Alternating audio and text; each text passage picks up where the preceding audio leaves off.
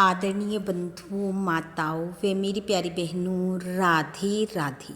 आप सभी का हमारे YouTube चैनल जीवन की धारा पर बहुत बहुत स्वागत है।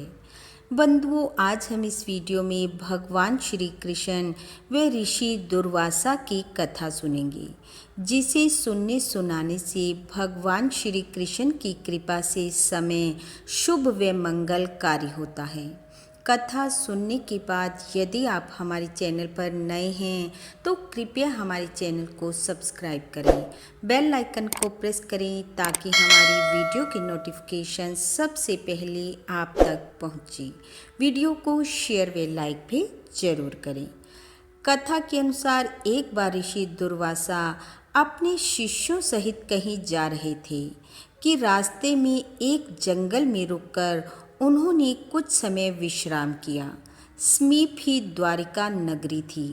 ऋषि दुर्वासा ने अपने शिष्यों से कहा, जाओ और जाकर श्री कृष्ण को बुला कर लाओ। शिष्य द्वारिका पहुँचे। जाकर अपने गुरु का संदेश भगवान श्री कृष्ण को कह सुनाया। संदेश सुनते ही श्री कृष्ण ऋषि दुर्वासा के पास पहुँचे। जाकर उन्हें दंडवत प्रणाम किया। प्रणाम कर भगवान श्री कृष्ण ने ऋषि से द्वारिका चलने का आग्रह किया।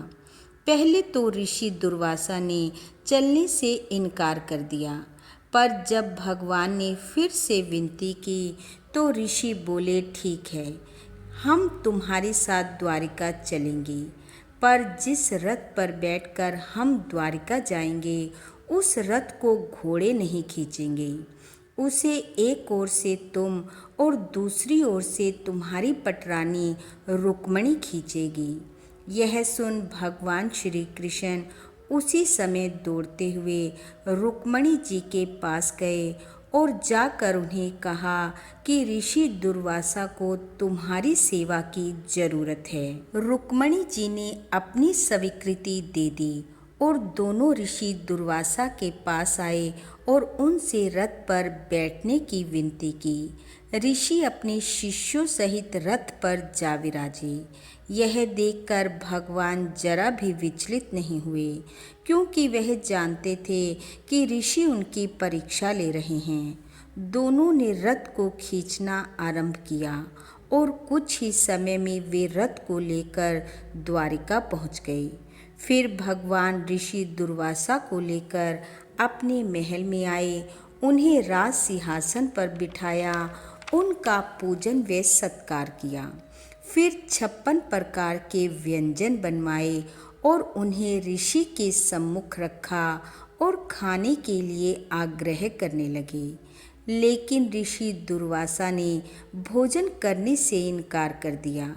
भगवान श्री कृष्ण ने हाथ जोड़ते हुए पूछा, हे ऋषिवर, आप भोजन करने से इनकार क्यों कर रहे हैं? आपको क्या चाहिए, कृपा कर बतलाइए। ऋषि बोले, हे कृष्ण, मुझे तुम्हारे हाथ द्वारा बनी हुई खीर का भोजन करना है। तब ऋषि की आज्ञा से भगवान श्री कृष्ण ने अपने हाथों से खीर बनाई और ऋषि दुर्वासा को दी।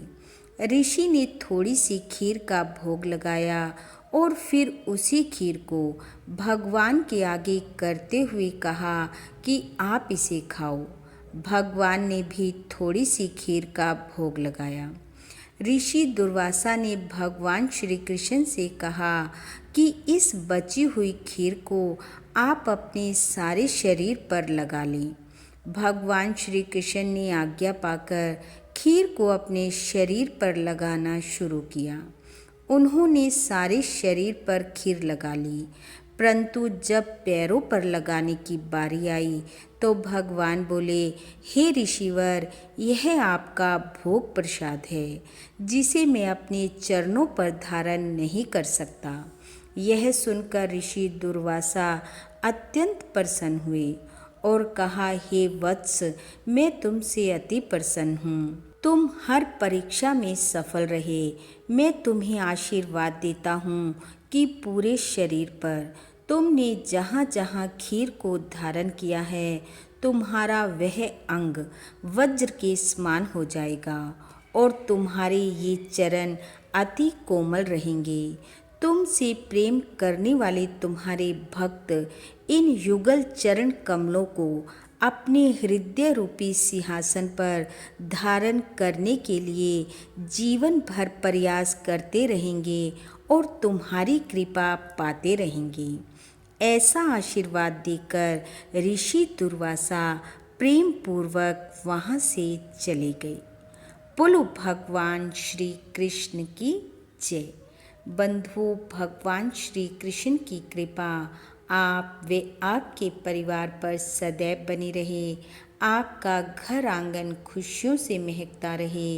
इन्हीं शुभकामनाओं के साथ आप सबका बहुत बहुत धन्यवाद। राधे राधे।